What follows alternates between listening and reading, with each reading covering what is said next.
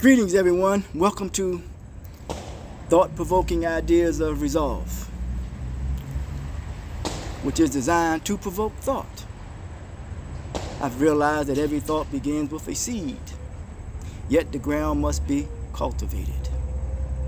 In provoking thoughts, it is designed to express ourselves, to make benevolent thoughts that will aid, assist, and help us to tap into and find our common humanity.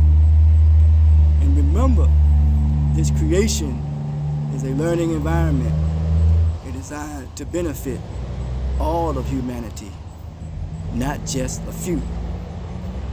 Today we have Brother Bilial Muhammad. I will hope that we will provoke thought in you in this wise.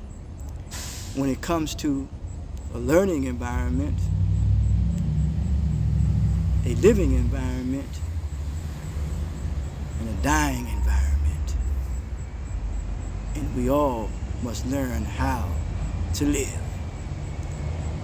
None other than Brother Bilial Muhammad.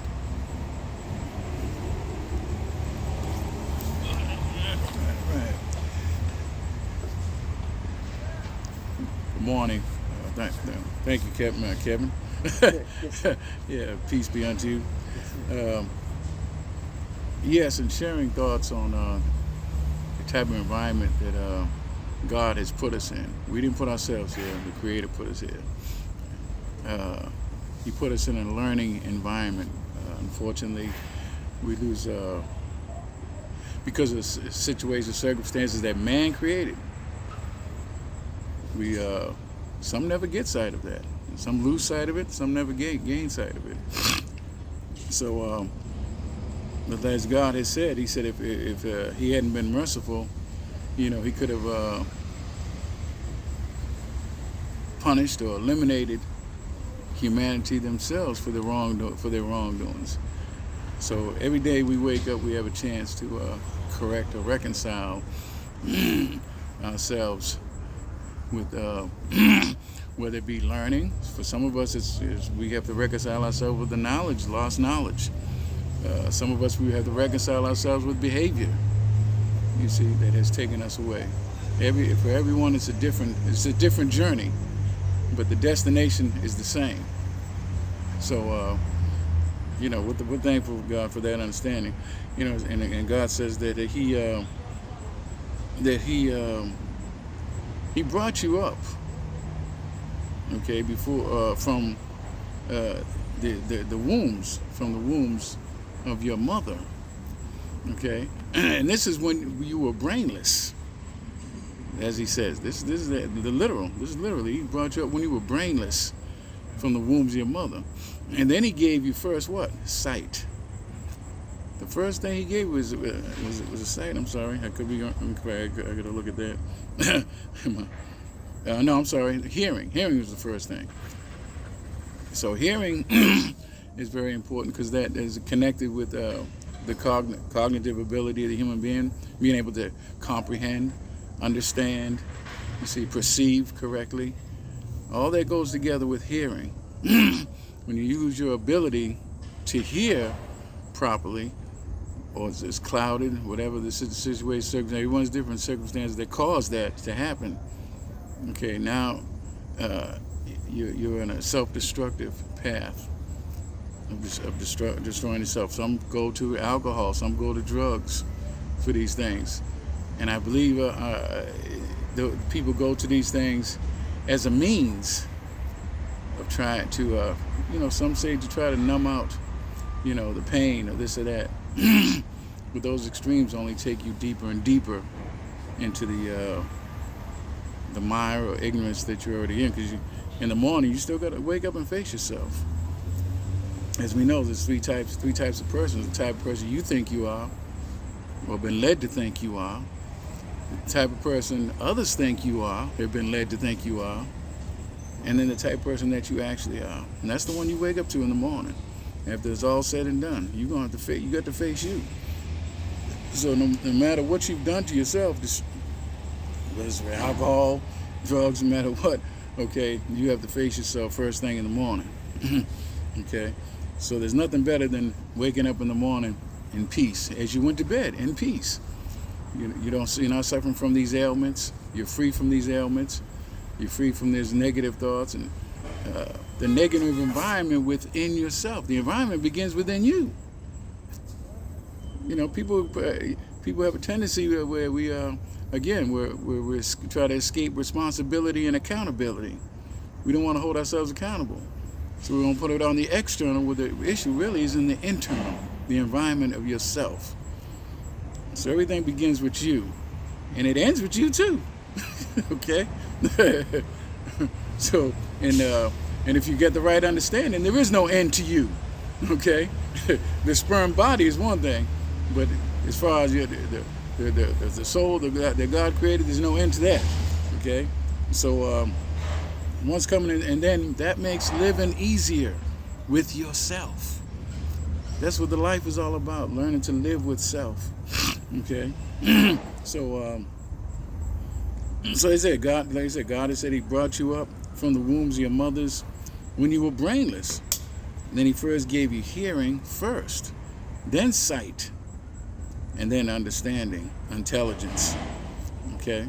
And these are the foundations, the senses that are necessary in order for the human being to operate. Again, once the environment is the external environment, once that has done a job on you, it's convinced you to do a job on yourself. Really, that's what it comes down to. Taking accountability, responsibility for yourself. You've allowed these influences to dictate to you how you're supposed to treat yourself. Then you lose this ability, it's the capacity, you see, to be a better human being than what you've turned out to be. So we're thankful for having that understanding, because these are life, as one person would say, these are life-saving teachings. Yeah, life-saving understanding, I tell you that. Save your own life, because like I said, before you can save another person's life, you got to be able to save your own first. So we're thankful for that understanding. And Kevin, you have anything else to add to that? No. Share one more thing in regards to a dying environment when one is raised in a certain type of environment. The environment has always had an influence on human beings. Unfortunately for myself, growing up in Massachusetts, we never stayed in an environment long enough, for its influence to have an impact on us. Every time we turned around, my parents were moving for some reason or another. We didn't understand. So, every time we turn around, we're moving. But when you're in one environment all the time, and brought up in that type of environment, like say a Baltimore, South Side of Chicago, Philly, you see, some of these biggest cities, and your parents are not, on the right course. They're dysfunctional, so to speak. Okay, and what they create becomes dysfunctional, because they're passing on dysfunction to the child. So the external environment is very destructive and detrimental for children. So the chances of growth and development are minimal, very minimal. So when the child is not getting an understanding how to respond to the external stimuli, they get frustrated. Once you get frustrated, your brain stops trying to figure it out. As long as you don't get frustrated, the brain's trying to figure it out. Once you get frustrated, your brain stops trying to figure it out, then you resort to violence. You go to extremism, etc. So that's the cause of all that. So that's why we say those type of environments are not conducive at all for a child and growing up in, because they're not being given the wisdom and understanding of what's going on in the environment and why. You see, so that's the struggle there. So when they grow up with that, it's like, okay, physically you're still growing, physically you're still aging, but mentally and spiritually there's a gap there. So you're still on that level where you never found resolve as a child. You see, so that makes a bigger clash as you get older, because you don't understand it. You don't understand what's going on. Now, the reason why I cite that, because some people will say, well, are you picking on a certain place of living, like a certain area, like you use certain terms? Yes. Like, yeah. Yes, we are. Yeah. Absolutely. You better believe it. Shoot. Because you can find places in the, I mean, these cities were designed purposely for that, to crowd you in and crowd your thinking, you see, and your ability, so you couldn't grow, to stifle you. That's the purpose of them. So if you can get out into the countryside and with nature and this and that, it's more peaceful. Now you're more appreciative, you're more grateful. But you lose that in a city that's crowded and everything's going, and you're trying to make sense of it, but you're not able to. Because I realized that, you know, when you're in a graveyard, you're on top of each other. You know? So, and nothing grows in the graveyard. I mean, and I know it's maybe grass or plant and everything else, but more than likely, you know, people or that which is there is, you know, it's dead. And that is making a point there as far as being, you know, congested or close together. Yeah. And that's the other thing. We've been made to look and think of things on a physical level, which is the problem to begin with, one of the problems to begin with, because that's not the emphasis. The emphasis should never be on the physical. It should be on the mental capacity of growth and development. Okay, that's how people grow. Yeah. You see, that's how children grow. Yeah. Because, and I just want to reiterate on that again, because people they were, you know, that's on them, where they would say, well, man, we can find beauty in anything. You know what I'm saying? And that's true. We're clear at that. Yeah, that's true. So it's just that the negative areas minimize the beauty. Yeah. That's the problem. Yeah, you're right. But it's there. Yeah, but very little. Yeah. Now it goes into not only your hearing, but your sight as well. Right. You know what I'm saying? Yeah, perception. Yeah. How you perceive a thing. Yeah. As Imam would say, well, the more knowledge you have, the greater your perception, you see, becomes. Yeah. You see, but if you don't have the correct knowledge and whatnot, the perception, it gets duller and duller. You know, some people think perception is reality, and it's not. You know, people would say, well, explain that, you know. Well, yeah. Perception is the road is on the way to reality, but it's not reality. It's just how you perceive a thing, and your perception. Well, we're human beings. We're fallible, okay, and we're limited. So, you know, perception is always needs to be sharpened, and that's why we always have to seek knowledge. Yeah, because that was a term that deals with you can recall what you resembled before. You know what I'm saying? And if you don't know what you resemble before, how can you be that? You know, it's like if you look at a picture of an image and you say, well, this is what I can be, then that's something that you can gravitate to. But I also realize that we come to contend an environment which we know nothing about. So what we're doing, really learning on the way, because from maybe 10 years from now, we may see a tree, but that tree may not be here 10 years from now. You know what I'm saying? Our initial reality is that we see it, but then it's not here no more. Because everything is here to serve its purpose, but only for a moment in time. Right. As we are. Yeah. So, and I realize about an environment, you know, say wander in the wilderness. I think someone attributed to uncultivated, unfined, and unretained. You know, wandering without any guidance. You know, some may acquire the material success, but they got the material success without guidance. Yeah. Well, the minimum guidance they had was from nature and creation itself. You see, they didn't have the higher guidance, right? From on high, they didn't have that. But they had guidance from the environment, the creation itself. Yeah, because the best body of knowledge is creation. Right. You know, creation teaches us that someone taught that the first thing that we should mate with is creation, because it serves as a benefit to us. You know what I'm saying? So my challenge is, for the most part, when it comes to a living, a dying, and learning environment, is those things in which we are mating with. And if we're mating with the wrong thing, we have the wrong idea about what we're mating with or doing it for, then that environment is dying. It's dying.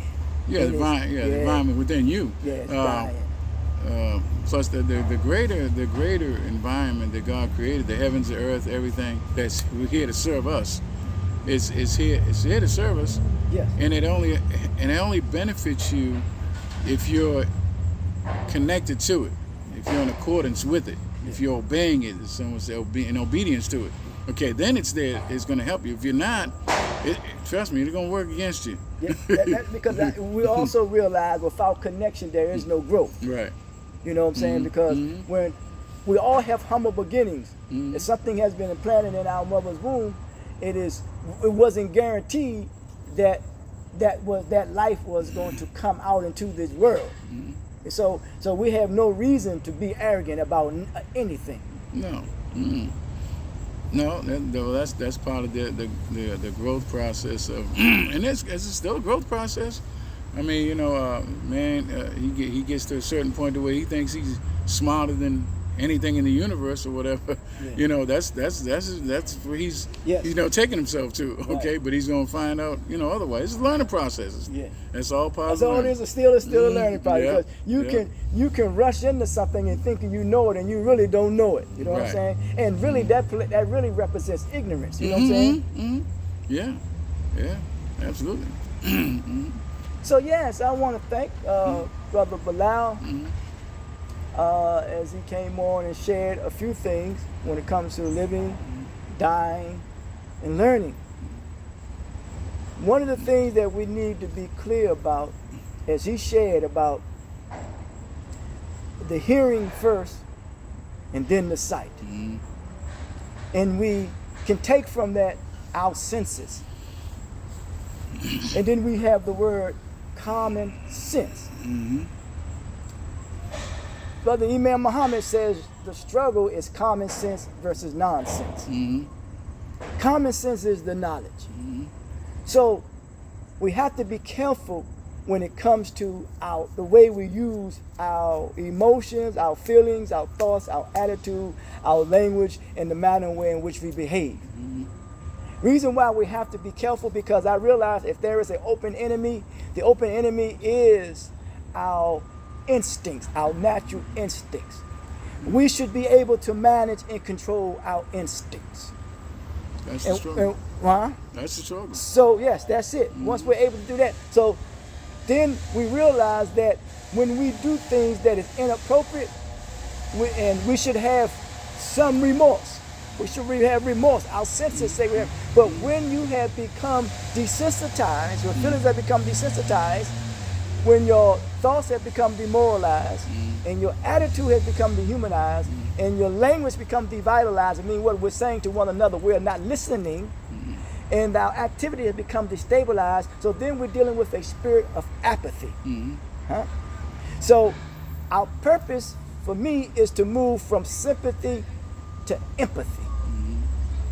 We have to make that transition as we become a better benefit to this humanity and a benefit one for another. Yeah, and that'll come when certain various programs, whatever, established to show people you care, because right now, in that type of environment is a non-caring environment.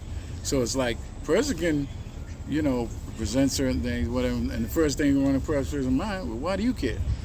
You see, because I don't care about me, so why? And really, they're saying, why should I care about me? So, we have to establish programs that address that, to the person now. And there's no compulsion. God says no compulsion, but you want to present that to them, so at least it's there. So the right-minded person to come along and say, hey, man, that's what I've been looking for. Right. Because the message is not for those who have this fixation already. Right. The message is for well-meaning people. Right. Because when we look at the word environment, you have the word you have the word ironment, which means it represents balance. Or if there is a chemical imbalance, then there is a problem in the environment. Right. And then we see that then people have the wrong type of motivation. Right. When you have a chemical imbalance, naturally you're trying to compensate for that chemical imbalance. And far too many times, it becomes difficult for us to deal with this, what we call this reality. So we go into the alternative, and some say being in the alternative, they say that's a solution. What's your take on that? Well, success, for example, it's relative.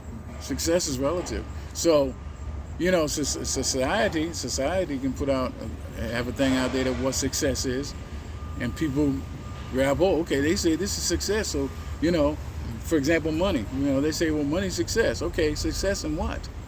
You see what I'm saying? What? You're able to get a car, you're able to get a house, okay, you got this.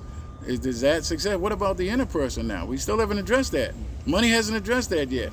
So where's the success? You still got that inner problem. Okay, you're still doing drugs now. You get all this money now, but you're still a druggie. Okay, matter of fact, the more money you got, the more drugs you're going to use now. Because you think that's the celebratory thing you should do based on their definition of success, which is relative. Okay, so you're running with the wrong understanding of that. And all along, run away from yourself. You got to deal with yourself. Now, it's the only few wise people. It's only few wise people that have a lot of money and have come to that realization that, hey, this ain't what it's about. And they've come to the conclusion within themselves that, hey, I'm looking to die broke. I'm not leaving my kids now. I'm going to die broke. I'm going to do much good as I can with this money, you see, for humanity. You see, human beings, and I'm looking to die broke. See, that's the honorable thing to do. Well, I'll give us some closing words. If you have any, then I will come on. I will come on and close it on out. You have any closing words? You got a passage? Yeah. I would just like to read what late great Imam Bilial Muhammad said. Where he said, "Reconcile your life again with the nature created by God, and then you'll find patterns for your thinking that will bring you to the great destination that God wants you to reach for your capacity and your potential inside of you." Now understand, that's what God wants, but also understand the society, they're counter to that. Okay, they don't want you to reach that great capacity and potential that's inside of you. They want to kill that as much as they can. So it's done through schools, churches, I hate to say it, but it's true. Schools, churches, and government, those three factors, okay, working together on the same mental wavelength, whether they're aware of it or not, you see, through the language of suppressing these type of potential and capacity within a human being. That's why the environment's not one of the worst, not a good, it can be if understood, coming to understand the right way, but in a general sense, that's the exception I'm talking. The rule is it's not a good situation for children. Has that ventured into the masjid? Has it what? Has that type of teaching ventured into the masjid? What you just said about don't want that to come into the natural or the nature of your capacity, reaching your potential? Yes. But because people really aren't studying and really aren't reading for themselves, you see, you could do, a person can tell you the right answer to a question. But that's what they've discovered. You haven't discovered it yet. See, you have to discover that still on your own. Yes. Okay? So, they can point that out, and you just have to have the interest to say, man, I like what he said. I'm going to go there and check that out. Yeah. That's the response you need to give to it. Yes. If you don't give that response, you become a victim of what's been going on. Yes, sir. Mm-hmm. All right, brother. All right. Right there. Yes, thank sir. you, Brother Bilial. I want to thank Brother Bilial for his commentary expression and making benevolent points when it comes to learning, when it comes to living, when it comes to a dying environment. I realize this, that nature comes to awaken our consciousness. As a result, it is required for us to be responsible. I hope that somehow or another you were able to find and tap into your common humanity. Please subscribe to the web. Please subscribe to the YouTube page. Most definitely can use your assistance as we go about not only provoking thoughts and making benevolent points and helping you to find and tap into your humanity, we also want to promote the value of self-worth. And in promoting the value of self-worth, we want to cultivate the potential of knowledge that is in us all. That is to move from sympathy to empathy. Not only that, we want to communicate through 5 channels. I say 5.5 channels of communication. First, understanding. Second is tolerance. Temperance/temperament, which means that is the bridge to the temperance, is the bridge to the tolerance and the understanding, and the temperament of the attitude is connected to the confidence, and finally, the respect. In the words of Dr. Francis Cress Welsing, that a people who don't respect themselves, they won't protect themselves. Until the next time, talk to you.